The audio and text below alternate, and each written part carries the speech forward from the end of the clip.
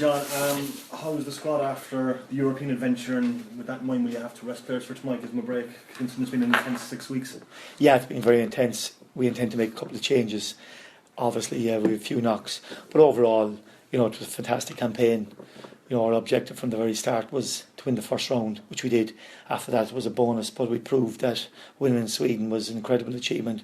And obviously, we were a little bit shorter last night, but I'm hoping it'll stand in good stead to us on the run-in. So while everyone was disappointed after Thursday night, we're well aware of the second half of the season is on. Massive match tomorrow night for us, and we trained this morning. Everyone's looking forward to it, and no excuses. We need to win the match, and we know that. That was the dressing room week after on Thursday, were the heads down, or? Yeah, I think it was just down because I think we knew that we had made mistakes and we'd give them a soft first half, and we got caught for the first goal. We put out of position, which was unlike us because our shape has been very good, but it shows against a team of that quality, anyone that's a yard out of position or 2 yards out of position, they just tear you open, and so it proved. But at the end of the day, it was always a difficult task for us over the round, but we gave a great performance overall in the second half in particular, and with such a fantastic crowd there, it was nice at least the second half we scored and at least give them something to shout about. So the lads themselves a bit disappointed, but that's the level we got ourselves to, and that's where we want to get back to. So that's why tomorrow night's such a massive game for us, because Sligo have done really well. They're a tricky team, a lot of pace and energy in their side, and after a great win 5-0 on Friday night, so we know we have to be on our game. So I'm expecting us to be right from the start tomorrow night. I suppose with that sellout crowd on Thursday, we'll be hoping they'll come back tomorrow night and Friday night as well. Well, yes, because I think a lot of people hadn't been there for a long time, and I think they were probably surprised of the quality of the football, and plus the fact that I think they could see that it's a fantastic experience in Turner's Cross. With 4,000 or 5,000 in there. I know it was a full house last night. The atmosphere is great, and we attract a lot of families and a lot of kids going, and overall very positive stuff going around about the club, and we need to keep it that way.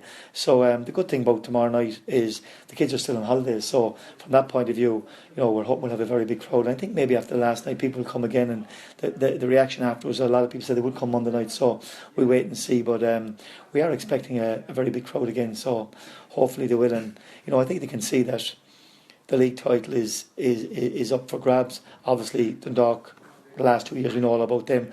We're the only team to challenge them, but at the same time, we're right in there. And with a crowd like that every week, it's well possible that we need to win all our home games, and we need to start with that tomorrow night. I'm very surprised to see Dundalk lose on Friday night, and does that give you kind of extra incentive heading into tomorrow night's game? I think, to be honest with you, I keep saying we were always in the picture anyway, because we have to look after ourselves in our own games, and what happens anywhere else we can't control. What we have to make sure is to make sure that we capitalise and get our own points, because it doesn't matter whether they win, lose or draw. If we don't get our own points, it doesn't matter, and that's what we have to do. So I keep saying in this league, you underestimate anyone, they'll do you. And so from our point of view is that we know it's a big game tomorrow night. Europe is over. The most important thing for us is that we want to be in Europe again next year. We want to be in the Champions League, and that should be our incentive for the rest of the season. 3 games in 8 days, John, again, are coming up. There's going to be a sequence of that, I'd say. So actually, you're going to have to kind of rotate the squad. Yes. There's going to be. Well, there are a situation where you have knocks and you have bruises, and you have fellas who are probably might be stretched a bit. So yeah, you're going to have to be careful, and you're going to have to make the appropriate changes. And while the last couple of weeks the team for Europe was fairly settled, obviously tomorrow night the team will be changed because we have a few knocks. But at the same time, you're right, Noel, in the sense that when you play 3 games in 7 days, and that's going to be an ongoing sequence. It's going to be ongoing. So it means your squad needs to be ready. The guys on the bench that haven't played for a couple of weeks need to be ready they need to make their mark that when they come in, that they put themselves in a position to stay in the team. So from that point of view, there's real opportunities going to come up. So, but like I say, tomorrow night, it's all about tomorrow night. There will be a few changes, but it's crucial that we win the match. What injury up there? Benno has a knock. Yeah, Michael McSweeney is a knock. Shawnee is an ankle knock. And I suppose the only other one is Garrod felt a bit sick on the last day. Looks like he's after recovering. So there's a few bits and pieces, but we'll wait until tomorrow. But certainly we'll certainly have a few changes.